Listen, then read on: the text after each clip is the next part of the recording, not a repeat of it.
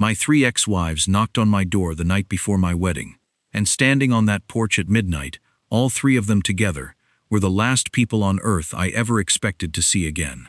I'm Daniel, 58 years old, and in less than 12 hours I was supposed to marry Hannah, the kindest woman I'd ever known, the woman everyone said had finally given me my happy ending. 3 marriages, 3 goodbyes, 3 women I'd spent years trying to forget. But somehow they'd found each other, and somehow they'd driven through the night to reach me before sunrise. I thought they'd come to ruin everything. I poured them coffee with shaking hands, certain they were here to drag up old wounds, old blame, old ghosts I'd buried so deep I'd convinced myself they were gone. But what they told me in that kitchen wasn't about jealousy, and it wasn't about Hannah at all. It was about me, the man I'd been to each of them, the truth not one of them had ever dared to say out loud until tonight. And by the time the sun came up, I had already picked up the phone to call off my own wedding. Why would the 3 women who had every reason to hate me risk everything to save me? What did they know about the man I was about to become that I couldn't see myself? And what could possibly be so devastating that I'd walk away from the best thing that ever happened to me? The night before I married her. The knock had been soft. Barely 3 taps against the wood of my front door. Almost apologetic, like whoever was on the other side wasn't sure they had the right to be there at all. I had a baseball game playing low in the background.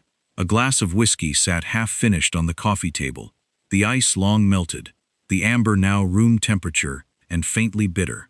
My wedding suit was already hanging on the back of the bedroom door, still wrapped in dry cleaning plastic, catching a thin strip of hallway light every time I walked past, which I had been doing for 2 hours, because sleep had decided it wasn't coming tonight. Tomorrow was supposed to be the greatest day of my life. I almost didn't answer, but something shifted in the room the moment I heard those 3 taps. A stillness. Not the peaceful kind, the kind that feels like a warning. I set down the glass. I walked to the door. I pulled it open, and the air left my body. Sandra was standing on the left side of the porch. 54 now. Her dark hair cut shorter than the last time I'd seen her. Silver threaded through it in a way that made her look younger, not older. She had her hands folded in front of her, very still, very deliberate, the way she always held herself when she was carrying something heavy, but refusing to let it show. Renee stood in the middle, 57, spine straight, chin level, the kind of woman who had always walked through pain, the same way she walked through everything else, without flinching, without asking anyone to slow down for her. But her eyes were red, not from tonight, from all the nights before this one, nights I had not been there for. And Diane stood on the right, the most recent, the wound that still hadn't fully closed, even after 4 years. She looked at me without anger, without coldness, with something far harder to face than either of those things. She looked at me the way you look at a puzzle you still haven't solved, someone you loved deeply enough to keep trying to understand even after the understanding came too late. 3 women, 3 marriages, 3 chapters of a life I thought I'd already closed. Standing on my porch at midnight, the night before I married someone else. Not one of them spoke. The porch light buzzed softly above them. Somewhere down the block, a dog barked once and went quiet. The October air was cool and carried the smell of rain that hadn't fallen yet, something restless and waiting, like the whole night was holding its breath. I was the one who broke first. "Come in," I said. Because what else do you say? What does your brain produce when the 3 most defining relationships of your life are standing shoulder to shoulder at your front door at midnight? They came in, one by one, quietly. No drama, no entrance. Just 3 women who had clearly made their decision long before they knocked, and were simply, calmly, seeing it through. Sandra's perfume hit me as she passed. Something light and unchanged. The exact same scent she'd worn at 22. A detail my memory had held without my permission for 30 years. Renee gave me a small nod as she crossed the threshold, controlled and deliberate. Diane was last. She touched the doorframe lightly as she came in, a small, almost unconscious gesture, and something about it tightened in my throat. I went to the kitchen. Because making coffee is what you do when the world has stopped making sense. Because boiling water and measuring grounds is something the hands can do, while the mind tries desperately to catch up. I pulled 4 mugs from the cabinet. My hands were shaking. Not obviously, Not dramatically, but shaking the way they do when you're holding something back with every muscle you have.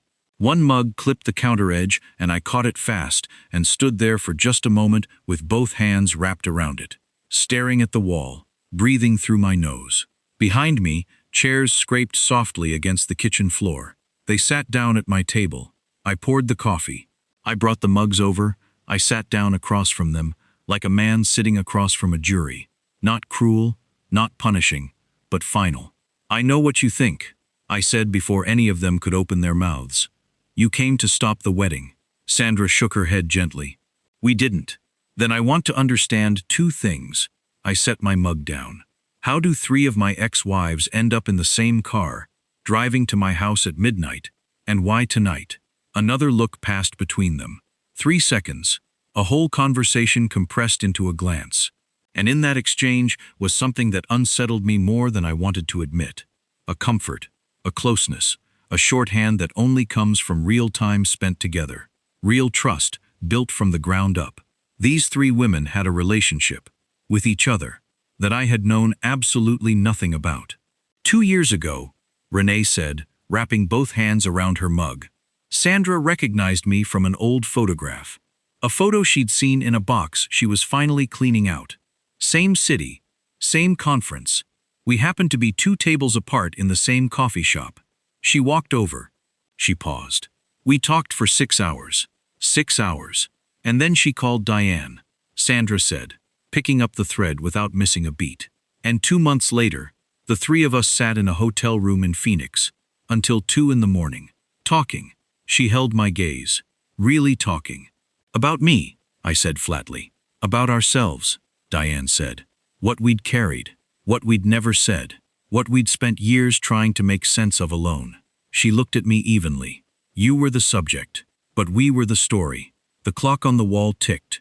I looked down at my coffee. Through the half-open bedroom door, I could see the hem of the dry cleaning bag moving faintly in the air from the heating vent. My suit. Hannah's face moved through my mind.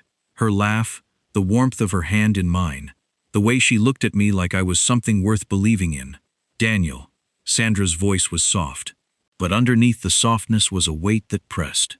"We are not here to hurt you. We are not here to take anything from you. We're here because Hannah is a good woman, and because you are about to do to her what you did to each of us. And this time, we are the only people on this earth in a position to stop it." Something hot moved through my chest. I'm not the same man I was. I have learned from every one of those marriages, every mistake. "You learned the surface things," Sandra said quietly. "You learned to say the right words, to listen better, to make the right gestures at the right moments. You got very good at the performance of love." She paused. "But you never went underneath, Daniel. Not once. In 30 years, you never went underneath." I started to respond. "Can I ask you something first?" she said. I waited. "The night you proposed to me, do you remember what you said?" I looked away.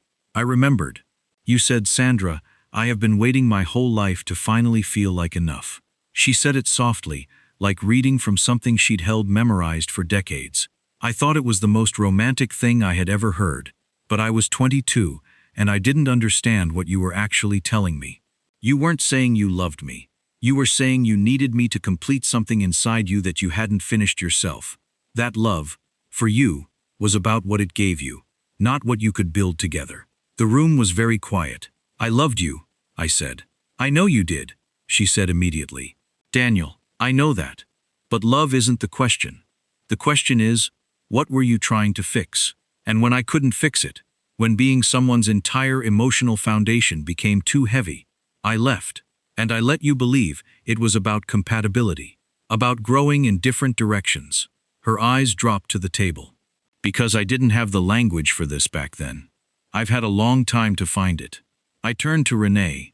She was watching me the way she always watched hard things, squarely, without flinching.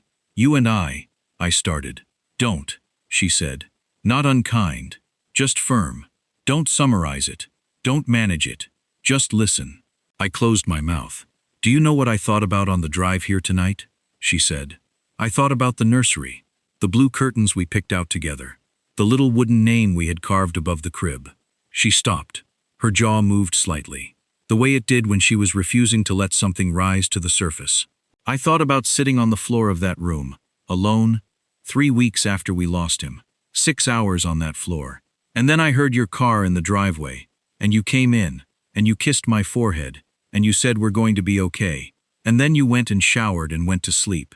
The kitchen felt airless, and I didn't know how to be there, I said. My voice came out rough and stripped of everything. I know, she said. But Daniel, I needed you to not know how. Together. I needed you to be broken right next to me. Just once. Just for one night. I needed you to stop being strong, and just fall apart the way I was falling apart. Her voice stayed level, but her eyes finally glistened. But you were in that office 10 days after we buried our son. 10 days, and everyone thought you were so strong, and I was alone in that house, coming apart room by room. She let out a slow breath. You ran. You called it responsibility. But you ran from the one moment in our marriage that needed you most. I had nothing. Not a single defense that could survive the truth of what she'd just said. I know, I said. It came out barely above a whisper. I know you know, she said. That's exactly the point. I looked at Diane. She had been patient through all of it. The kind of patience that comes from carrying something a long time and deciding the carrying was worth it. I've probably already told myself some version of whatever you're about to say, I told her. Then you'll recognize it, she said simply. I nodded. She leaned forward slightly. Daniel, I stayed longer than either of them. Not because I was stronger, because I was more stubborn, because I believed, genuinely, fully believed, that there was a man inside you capable of real intimacy. Not the performed kind, not the flowers and the right words kind. The real kind, the terrifying kind. The kind where you let someone see you when you're ashamed, when you're lost, when you don't have the answer. Her eyes held mine without wavering. Do you know why I finally left? I told myself it was because I moved too fast. Proposed before you were ready. That I overwhelmed. No, she said. I stopped. I left, she said slowly. Because the night I told you I was scared. Really scared. About us. About whether you truly saw me. You fixed it. You came home with flowers. You planned a weekend away. You said everything perfectly. She paused. And I sat there watching you perform love at me. And I realized something that broke my heart completely. Her voice dropped. You had no idea you were performing. You genuinely believed that was what love looked like. And that terrified me more than anything else. Because it meant you'd been performing it for so long that you couldn't feel the difference anymore. And the man Hannah is marrying tomorrow. He still can't. The room went absolutely still. I stared at the table, at the grain of the wood, at the 4 mugs of coffee, 3 of them untouched, at the thin strip of light coming from the bedroom where my suit hung waiting. And then I sat with what she'd said, really sat with it. Not deflecting, not editing, not reaching for the polished version. Just sitting with it, the way you sit with something that has been true for a very long time, and finally has a name. Because she was right. Not in a vague, abstract, maybe possibly way. In a specific, surgical, undeniable way that reached back 30 years and touched every room of every marriage I had ever had, and every moment I'd mistaken motion for closeness, gesture for vulnerability, words for the actual broken open truth. I stood up from the table. I walked to the window. The street outside was dark and still, orange pools of streetlight on empty asphalt. The whole neighborhood sleeping peacefully, unbothered by the fact that my entire understanding of myself was quietly coming apart in a kitchen at 1 in the morning. I stood there for a long time, and then I asked the question I was most afraid to ask. If everything you're saying is true, I said without turning around, what am I supposed to do with it? It's 1 in the morning. Hannah is asleep 10 minutes from here. Her family flew in today. There are flowers in the church. There is a cake. There is a dress. I turned to face them. What do you actually want me to do? The 3 women looked at each other. Something passed between them. The final exchange. The one they had clearly rehearsed and dreaded in equal measure. And then Sandra looked at me, and she said something. Quietly. Directly. 8 words. 8 words that I was completely unprepared for. Not because they were cruel, but because they were the most honest, most loving, most devastating thing anyone had ever said to me in my entire life. I stood there and I felt something shift. Deep down. Underneath everything. Underneath 58 years of running and performing and building walls so smooth and high that I'd started calling them character. I felt it shift, and I reached for my phone. The phone felt heavier than it had any right to feel. Just a rectangle of glass and metal, something I carried in my pocket every single day without thinking. But standing there in that kitchen, with 3 women watching me from the table and my wedding suit hanging in the next room and the clock reading 1:17 in the morning, it felt like it weighed everything I had ever refused to carry. I scrolled to Hannah's name. Her contact photo was from the summer, a picture I'd taken on the dock of her sister's lake house upstate. She was laughing at something just off camera, head tilted back, eyes almost closed, completely unguarded, completely herself. I had looked at that photo probably 100 times in the last 4 months, and every time it made something warm open up in my chest. That particular happiness that comes from looking at someone and knowing they have chosen you. I stared at it now, and the warmth was still there. But underneath it, something else had cracked open. Something cold and necessary and long overdue. Sandra, Renee, and Diane had gone quiet. No one was pushing. No one was watching me with pressure in their eyes. They had said what they came to say, and now the room belonged entirely to me, to whatever I was or wasn't going to do with it. I pressed call. It rang 4 times. I was almost hoping for voicemail. Almost. Then she picked up. Daniel. Her voice was thick with sleep, slightly alarmed, the way anyone's voice sounds when the phone rings at 1 in the morning, the night before the most important day of their life. What's wrong? Are you okay?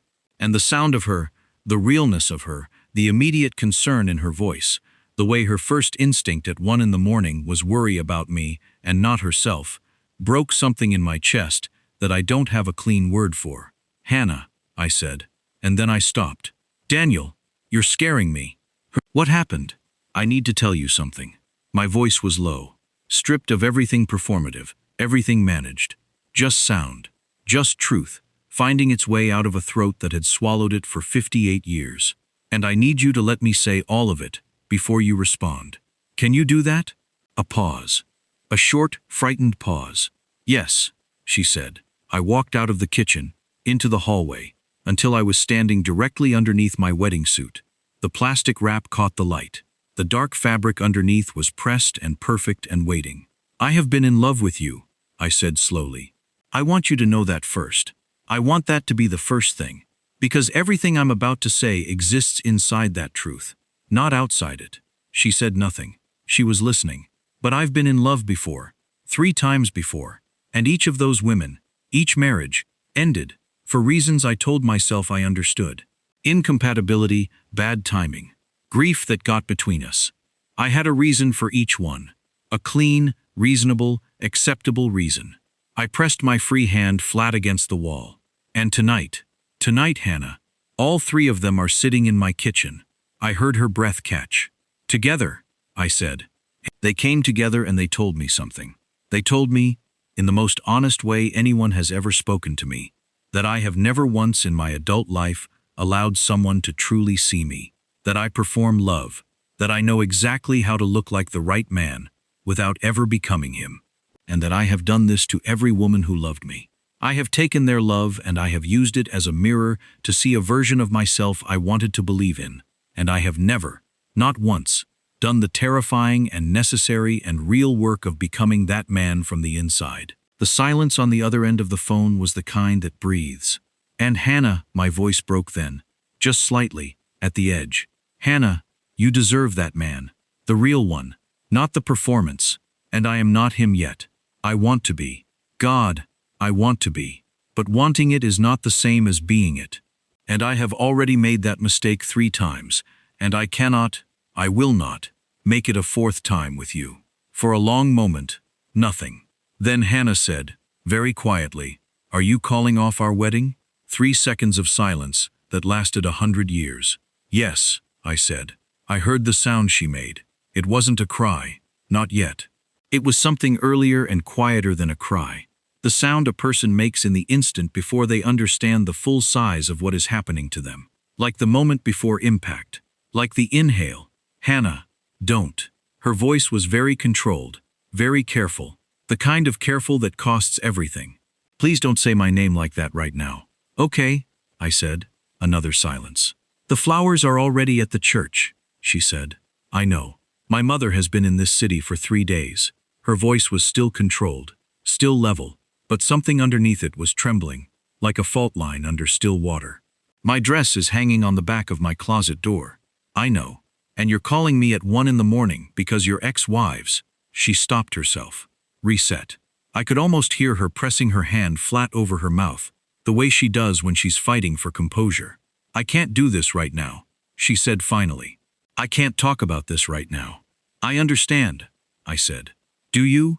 And for the first time, underneath the control, something sharp edged through. Not rage, not cruelty, just the sound of a person who is choosing, in real time, between their pain and their dignity, and refusing to let the pain win. Do you actually understand, Daniel? Because I don't. I don't understand any of this. I know you don't, I said. And I am so sorry. I am more sorry than I can make sound real right now.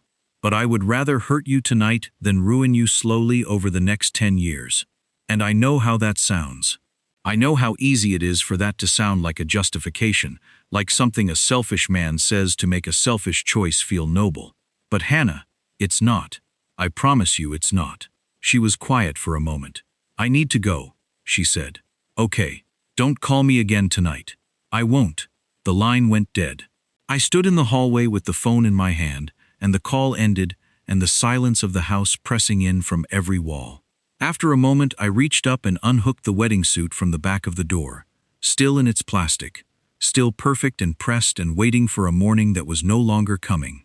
I set it down on the bed, carefully, the way you set something down when you're not sure what to do with it, but you know it deserves to be handled with care. Then I walked back to the kitchen. Sandra, Renee, and Diane were still there, still sitting, still quiet. I called her, I said. Unnecessary. They had heard enough to know. No one said anything for a moment. Then Renee said, "Are you okay?" And something about the question, the ordinary human simplicity of it, coming from this woman, in this kitchen, at this hour, loosened something in my chest that I'd been holding rigid for 30 years. My eyes burned. I sat down in the chair hard, both hands over my face, and I breathed through it, the way you breathe through something enormous, slowly, carefully, like you're trying not to disturb the full size of it. I didn't fall apart. I didn't sob or collapse, but I let the weight of it be the weight of it, and I did not immediately reach for something to cover it with. And for me, for the man Sandra had described, the man who ran to the office 10 days after his son was buried, the man who had turned grief and fear into productivity and performance his entire life, that was something. That was new. She didn't deserve this, I said, through my hands. No, Sandra said. She didn't. But you did the right thing, Diane said, and her voice was not comforting in the soft, cushioning way. It was certain, the way someone speaks when they believe something fully. Did I? I dropped my hands. Looked at the three of them. Because from where I'm sitting, I've just destroyed a woman's wedding day. Her family is here. Her dress is hung, and I called her at 1 in the morning because my ex-wives told me I have emotional intimacy problems. I pressed the back of my hand against my mouth for a moment. How is that the right thing? Because the alternative, Renee said steadily, is what happened to each of us. A year in, or 5 years in, or 8 years in. You pull away, you go through the motions, you stop being present in any real way, and slowly, quietly, you hollow out a person who deserved a whole life. She held my gaze. We're not asking you to believe it was painless. We're asking you to believe it was necessary. The clock on the wall said 1:44. I looked at the three of them. Really looked. Sandra, who had loved me at 22, with the whole unguarded fullness of a person who didn't know enough yet to protect themselves. Renee, who had sat on the floor of a nursery for 6 hours waiting for me to fall apart beside her, and waited alone. Diane, who had watched me perform love at her for 2 years and finally understood that the performance was not a choice, it was all I knew how to give. These 3 women, who had every scar I'd left on them, pressed somewhere still beneath the surface, who had every right to hate me, resent me, avoid the very syllables of my name, who had, instead, found each other, built something between them that I hadn't earned, and then used that something to drive through the night and sit in my kitchen and tell me the hardest truth anyone had ever handed me. "Why?" I said, and the word came out differently than it had before. Not like a challenge, not like a deflection, like a genuine, open, wondering question. "Why would you do this? Why do any of you still care?" Sandra looked down at her mug. "Because we spent years being angry," she said. "And anger is exhausting. And at some point you get tired of carrying something that heavy, and you have to decide what to put down and what to hold on to." She looked up. "We put down the anger, but we couldn't put down who you were, underneath all of it. Because underneath all of it, Daniel, you are a good man. You are a genuinely, deeply good man who never got the tools to be a present one." She paused. "And none of us wanted to watch you do this one more time and know we could have stopped it." I couldn't speak. "We didn't do this for you," Diane said gently. "We did it for Hannah, and for ourselves, so that we could look in the mirror and know we said it. But we also did it for you," Renee said, and she reached across the table and put her hand on the back of mine. Not in a romantic way, nothing like that, in the simple human way of one person steadying another. "We also did it for you." I looked down at her hand. I didn't move away, and then Sandra said, 8 words. I looked up. She held my gaze. Quiet, clear. The same woman who had stood at an altar with me at 23, and believed with every cell of her being that she was the answer to my longing. "You are not broken," she said. "You are just unfinished." 8 words. I sat with them. I let them in through all the places I normally would have sealed them out. And something shifted. Not dramatically, not like lightning or revelation, but the way a room shifts when someone finally opens a window that's been painted shut for decades. Small, real, terrifying in the best possible way. Around 3 a.m., they started to gather their things. Quietly, without ceremony. Renee zipped her jacket. Diane found her keys on the counter where she'd set them when they came in. Sandra stood up and brought her mug to the sink and rinsed it.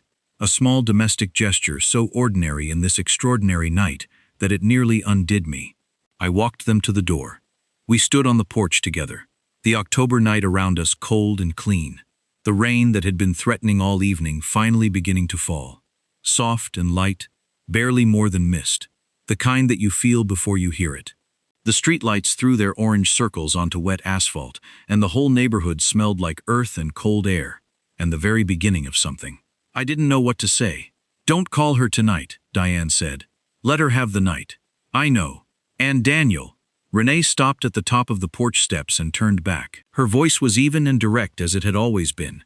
The voice of a woman who had spent her whole life refusing to dress the truth up in anything softer than it was. "Get help. Not in 6 months. Not after you feel better. Now. Tomorrow. A real therapist who specializes in this. Someone who will go underneath with you." She held my gaze. "Promise me that." "I promise," she nodded. "Once."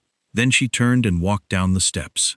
Sandra was last. She stopped in front of me on the porch and looked at me for a moment. The long, knowing look of someone who has known you at your youngest and your most unguarded. She put one hand briefly against the side of my face. Just for a second. Warm and steady and full of something that took 30 years to become uncomplicated enough to offer freely. "You were always worth saving," she said. "You just never believed it." Then she turned and walked down the steps, and the 3 of them crossed the dark, rain-misted street to where the car was parked. They got in without looking back. The headlights came on, and then they were gone. 3 red taillights disappearing slowly around the corner until there was nothing left but the wet street and the sound of rain and the house behind me, full of flowers I'd bought for tomorrow. I stood on the porch for a long time. I thought about Hannah, her face when she laughs, the way she falls asleep reading, always with one hand still holding the book, as if she refused to entirely surrender to unconsciousness. The way she made me feel, when I was with her, like a man at the very beginning of something, instead of the end. I thought about the nursery with the blue curtains. I thought about Sandra at 22, saying yes at an altar, thinking she was the answer to a question she hadn't been told the real words to. I thought about every room I had walked out of, when the emotion inside it got too big. I thought about 58 years of being called strong by people who didn't know that my strength was actually just fear, wearing a very good suit, and standing there in the rain on the porch of a house full of wedding flowers, the night before a wedding that wasn't happening anymore. I did something I could not remember ever doing in my adult life. I stopped moving. I stopped managing. I stopped reaching for the next thing, the next action, the next plan that would keep me one step ahead of whatever feeling was chasing me. I just stood there, and I let the rain fall on me. And for the first time in 58 years, I didn't know what came next. And I didn't immediately try to fix that. I just let it be true. I let the not knowing be the thing I was standing inside of, instead of running from it or building something over it, or calling it by a more manageable name. I stood there until I was cold, until my shirt was damp and my feet were wet, and the rain had worked its way into everything. Then I went inside. I sat down at the kitchen table in the dark, in the 4 chairs that still held the shapes of where we'd all been sitting. I picked up my phone, not to call Hannah, I had promised, but to open the search bar, to type, slowly, carefully, with the deliberate purpose of a man beginning something he is scared of, and choosing to begin it anyway. I typed, therapist specializing in emotional avoidance and intimacy. 12 results loaded. I didn't close the phone. I started to read. The morning the wedding was supposed to happen, I woke up at 6:45, not because of an alarm. There was no alarm set. I had canceled it the night before, somewhere between reading therapist bios and watching the rain against the window glass. I woke up because my body had been programmed for this day for months.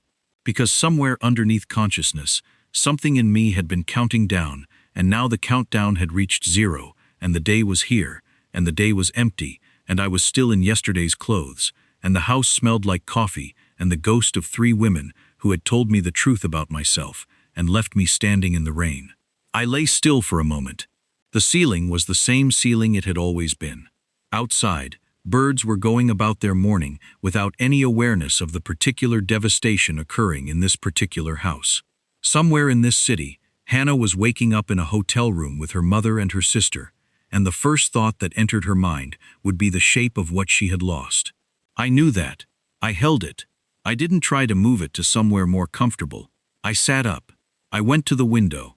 The rain had stopped sometime before dawn and left the world clean and wet and silver, the trees still dripping, the street below catching light in its puddles and throwing it back in fractured pieces. It was a beautiful morning. That felt unfair.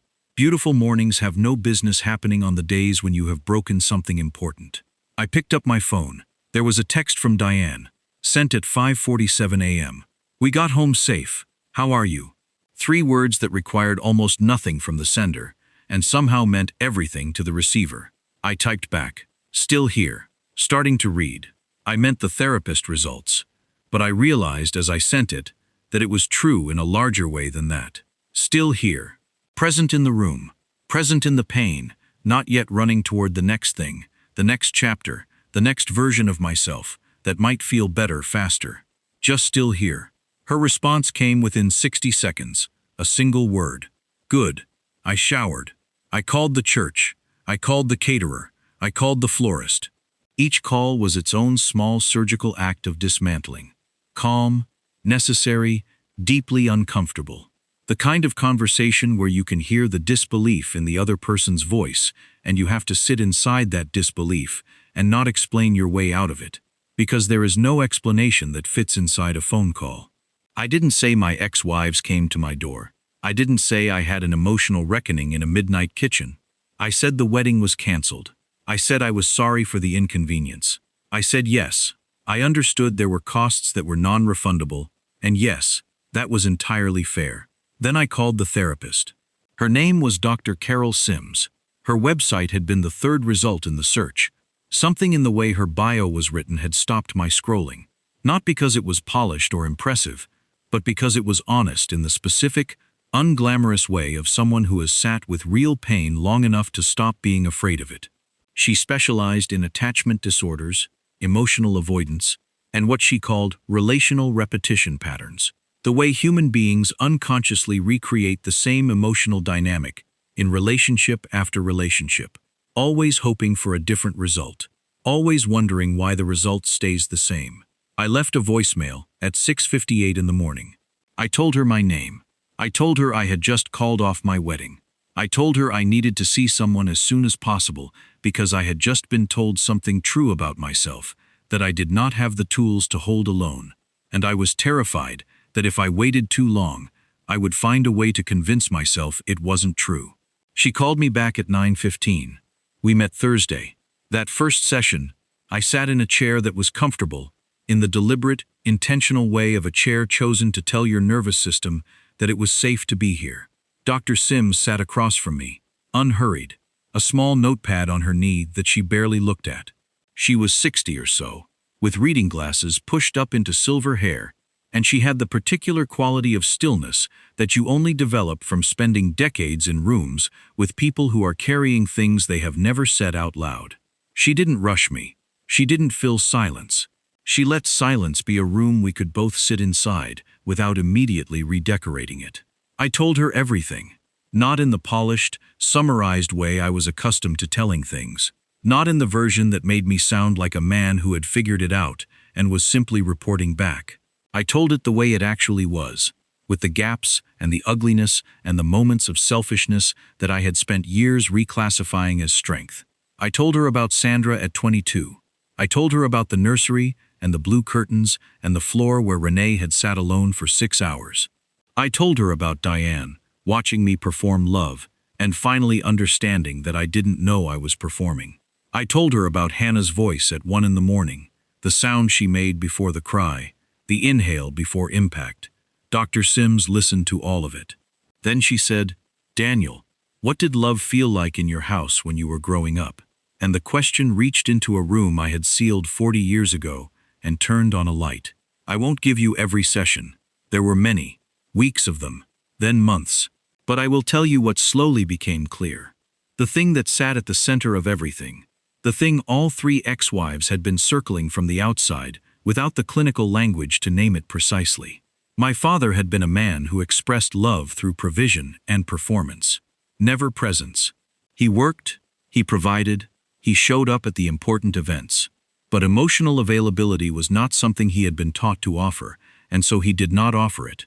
And because children learn love by being loved, I grew up understanding love as a series of correct actions rather than a state of genuine connection. I learned that if you did the right things, brought the flowers, said the right words, planned the right weekend, you had loved. You had fulfilled the contract. You were done. The terrifying part was that I had done this with complete sincerity. Every single time. I had never been performing with malice. I had been performing because I genuinely did not know the difference between the performance and the thing itself. Dr. Sims, in our 4th session, said something that rearranged my interior architecture in ways I am still discovering. She said, "The goal isn't to stop being the man who does loving things. The goal is to become the man who can sit in a room with someone he loves when there is nothing to do, nothing to fix, nothing to give, and simply be there, fully, without flinching, without running toward productivity or planning or the next thing. Real intimacy, Daniel, is not built in the beautiful moments. It's built in the ordinary ones where you choose to stay present when staying present is uncomfortable." I wrote it down that night, on actual paper with a pen, the way you write things you need your hands to hold. I put it on the refrigerator. I looked at it every morning. 3 months passed. In those 3 months, I did not contact Hannah, not once.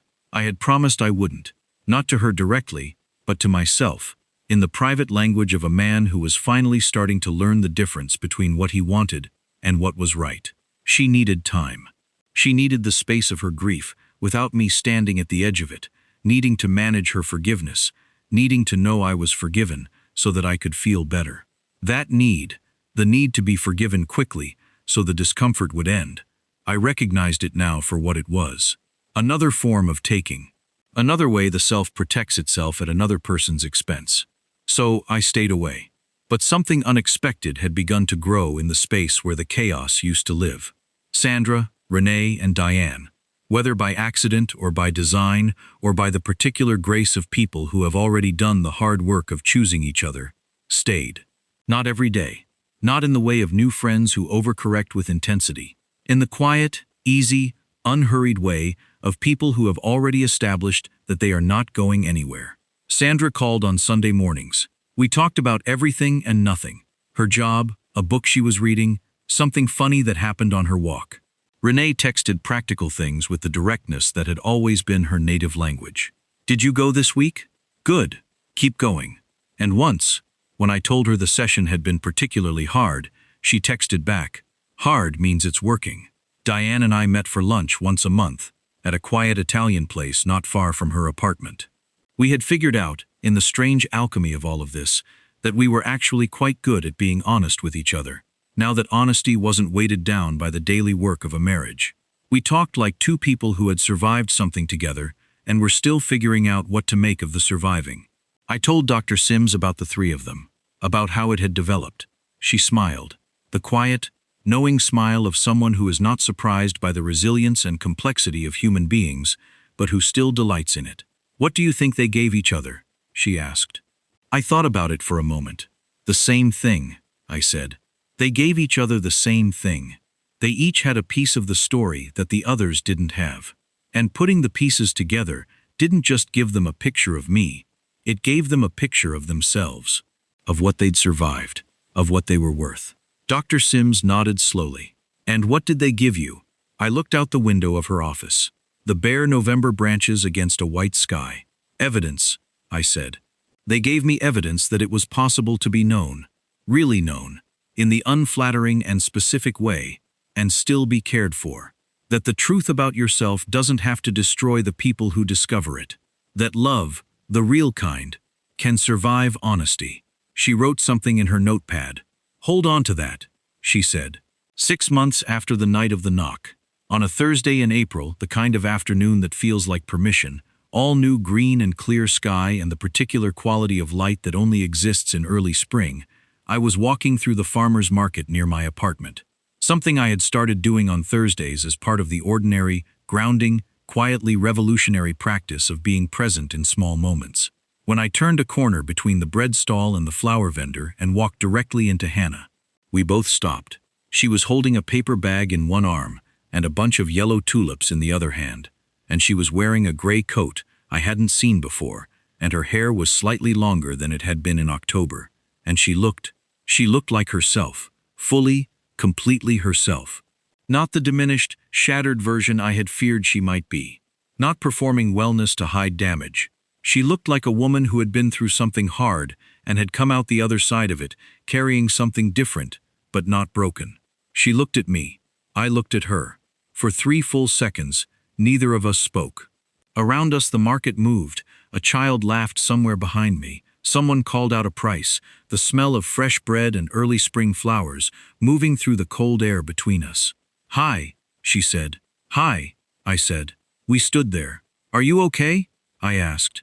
And then immediately, I'm sorry, that's probably not a fair question. It's a fair question, she said. She adjusted the tulips in her arm. I'm okay. She looked briefly at something in the middle distance and then back at me. I've been doing the work of being okay. Which is different, but it gets you to the same place eventually. I know, I said. I've been doing that too. I heard, she said. I looked at her. Diane told me, she said simply. Of course Diane had found her. Of course those women, those 3 extraordinary, complicated, honest women, had not left Hannah's side of the story untended either. Something tightened in my throat that was not quite sadness and not quite relief, but existed in that country between them. Hannah, I started. You don't have to, she said. I want to. She waited. I am sorry, I said. Not in the fast way. Not in the way designed to get to forgiveness faster so I can feel better. In the slow way. In the way that has been sitting with what it means. For 6 months, in therapy, in every honest conversation I have had with 3 women who deserved more from me than I gave them. In that way, I am sorry. She looked at me for a long time. Daniel, she said. I know. She shifted the bag on her arm. I was angry. I was devastated. For about 2 months I was both of those things at a volume I didn't know I was capable of. She paused. And then Diane called me. And she told me the whole story. The real story. Not the one in the morning version where all I had was the shock and the pain. She told me everything. The kitchen. What they said. What it cost you to hear it. I didn't speak, and I still had to be angry for a while after that, she said. Because understanding something doesn't make it stop hurting. But I was angry at the right thing eventually. Not at you. At the situation. At the years of damage that got carried forward into the space where we were trying to build something. She looked at the tulips in her arm. I went to therapy too. I'm glad, I said. Me too. She looked up. It turns out I have some patterns of my own to look at. Turns out I tend to choose men who need saving because it lets me avoid being seen myself. She said it with the clear-eyed, unsentimental honesty of someone who has already cried about it and arrived at the other side. So we were quite a pair. Something lightened between us. Not laughter exactly, but the thing that lives next door to laughter. The thing that can only exist between people who have been honest enough with each other that nothing has to be held up anymore. Can I ask you something? I said. Yes. Is there anything left for you after everything? Is there anything there that isn't just damage?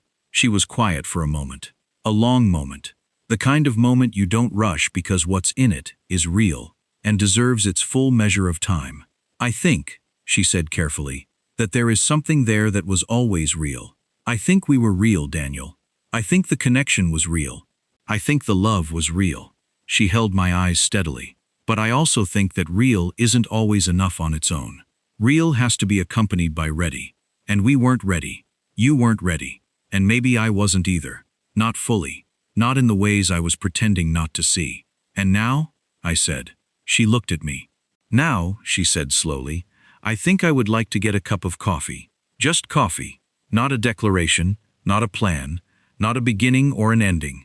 Just two people who have both been doing the hard work of becoming more honest. Getting a cup of coffee in the middle of a Thursday at a farmer's market, like normal people, and talking. Yes, I said without hesitating. And then, yes. We found a small cafe at the edge of the market.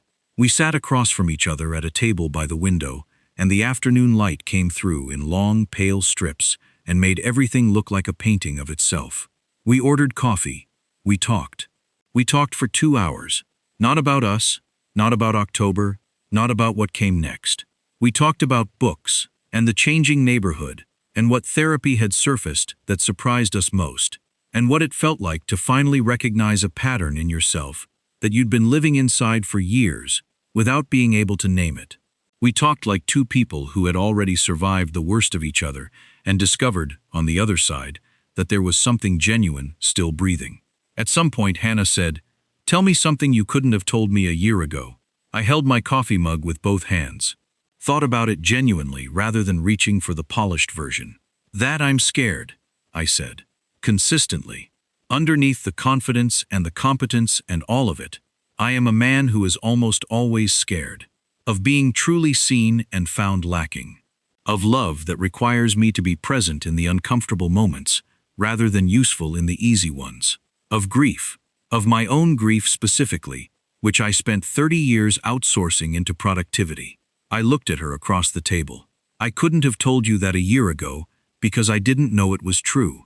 And the part I really couldn't have told you, the part that still takes effort to say without dressing it up, is that I needed someone to see me scared and stay. And I never let anyone close enough to try. Hannah looked at me across the table in the thin April light, and I let her look. I didn't manage the moment. I didn't deflect or pivot or soften the exposure with a joke or a gesture. I sat inside her, looking at me, and I let it be what it was. That's the bravest thing I've ever heard you say, she said. It's the truest, I said. She smiled. Small, real. The smile from the doc photograph. We did not leave that cafe with promises. We did not leave with plans or declarations or a roadmap for what came next. We left with something more durable and more honest than any of those things. We left with the quiet, unhurried understanding of two people who had each done the real work and arrived, separately, at a place where something genuine was possible. We walked out into the April afternoon, and the market was winding down around us, and the yellow tulips Hannah had bought were still in the crook of her arm, and the light was doing that particular thing it does in early spring, where everything looks like it is being offered back to the world after a long winter. We stood on the sidewalk. She turned one direction, I turned the other. "Same time next week?" she said. "Same time next week?" I said. That was how it started again. Not with a proposal, not with a performance, not with a grand gesture, or a speech, or a weekend plan to look like the right answer to a question she hadn't asked.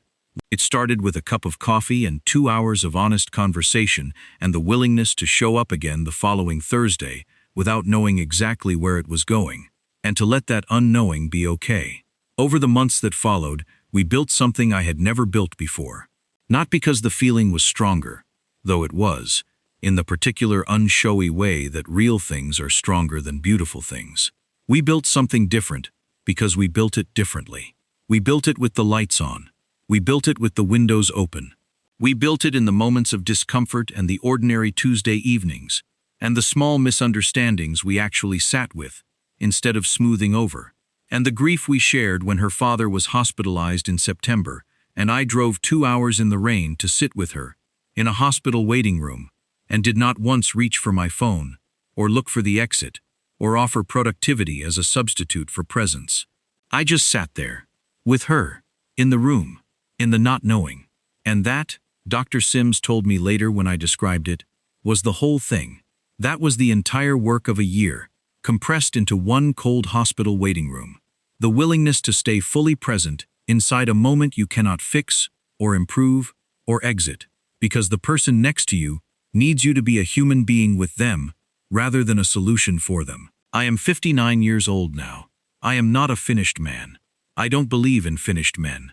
I believe in men who have decided that becoming is a project worth continuing, who have chosen to treat self-knowledge as an ongoing responsibility rather than a one-time achievement. I still catch myself reaching for performance when presence is what's called for. I still feel the old pull toward productivity when grief enters the room.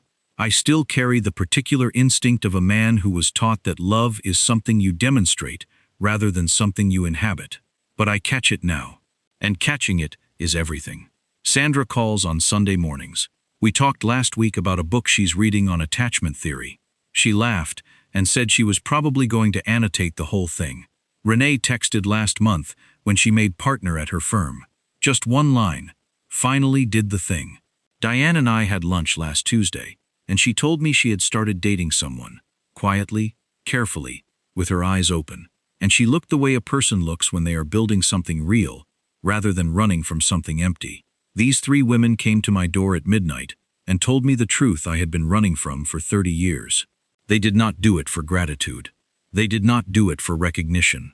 They did it because love, the real kind, the kind that has survived the worst and come out the other side with its eyes open, sometimes looks like honesty delivered at the hardest possible moment, by the last people you would ever expect. They saved my life. Not dramatically. Not in the way of movies where the music swells and the hero is pulled from physical danger at the very last second. They saved it quietly, at a kitchen table, over 4 cups of coffee that went cold, while they said the things that needed to be said. They saved it by refusing to let me walk into my 4th marriage as the same unfinished man I had always been. They saved it by deciding, together, that the truth was more important than their comfort, and that Hannah's future was worth the drive. I did not deserve that, but I have been trying, every day since October, to become the man who does. Some mornings I get up and the first thing I do is look at the piece of paper on the refrigerator, the one I wrote in my own hand on a Thursday night after a therapy session that turned something over in me I had not known was there. Real intimacy is not built in the beautiful moments. It's built in the ordinary ones, where you choose to stay present when staying present is uncomfortable. I make my coffee, I read it, and I start the day. The story of 3 women who knocked on a door at midnight is not about divorce. It is not about wedding drama or romantic jealousy or the complicated wreckage of failed marriages. It is about the radical and terrifying and ultimately beautiful act of being told the truth by people who love you more than they need you to be comfortable. It is about what happens when you stop running. It is about what becomes possible when you finally, fully, stop running. And if you have been carrying something, a pattern you keep repeating, a wound you keep working around, a version of love that looks right but never quite reaches the place where you actually live, then maybe this story was never really mine.